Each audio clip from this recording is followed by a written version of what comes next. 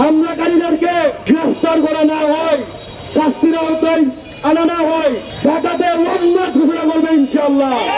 প্রিয় সংগ্রামী ভাইয়েরা, শরীফ ওসমান হাদির উপরে যারা হামলা করেছে তাদের অতি দ্রুত যদি গ্রেফতার করা না হয়, প্রশাসন জুলাই আগস্টে আন্দোলনের পর আপনাদেরকে দেখেছি পোশাক পরে রাস্তায় নামতে পারেন নাই, চোরের মতো ভাইয়া লুকিয়েছিলেন। প্রশাসনের দৃষ্টি আকর্ষণ করছি, যারা ওসমান হাদিকে হামলা করেছে সন্ত্রাসীদেরকে 24 ঘন্টার মধ্যে গ্রেফতার করুন, না হয় সমগ্র বাংলাদেশের প্রত্যেকটা ইউনিভার্সিটি, প্রত্যেকটা জেলার মানুষ আমরা রাস্তায় নামবো ইনশাআল্লাহ। শরীফ ওসমান হাদি খুবই সংকটাপন্ন সময় আছে, জীবন মৃত্যুর মাঝখানে আছে।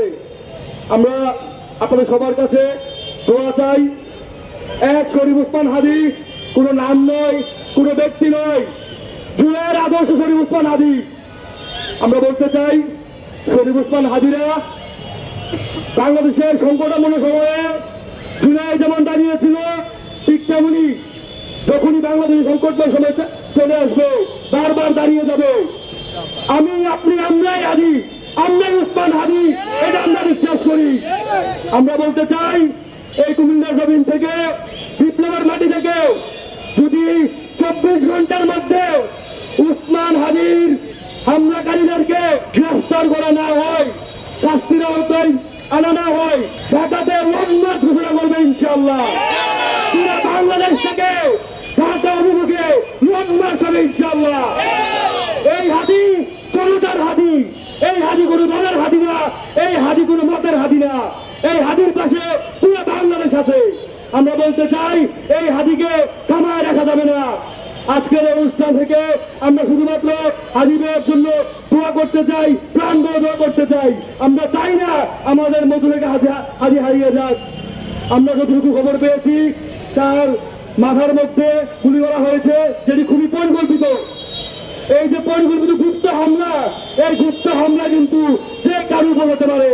বাংলাদেশের 100 জন লোকের মধ্যে শরীফ ওসমান হাদি একজন। সেই একজন যদি নিরাপদে না থাকতে পারে, আমি, আপনি, বাংলাদেশের 11 কোটি মানুষ কেমন নিরাপত্তা পাবো? আপনারা সেটা হচ্ছে প্রশ্ন করতেন।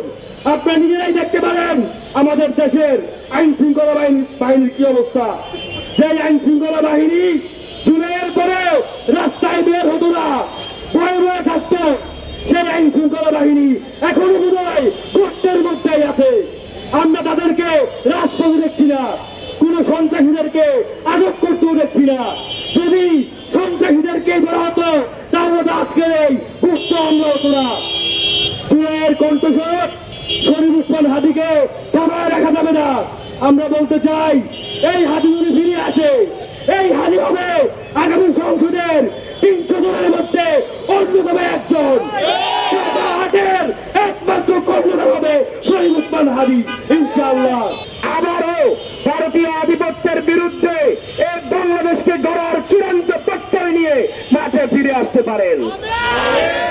চাঁদাবাজ হোক, টেন্ডারবাজ হোক, দুর্নীতিবাজ হোক, যেই দলেরই হোক, বিএনপি, জামাত অথবা এই দেশে ভারতীয় আধিপত্যবাদী স্বৈরাচার শেখ হাসিনার যেই লোকজনই হোক, শাস্তির ব্যবস্থা করে দিতে হবে।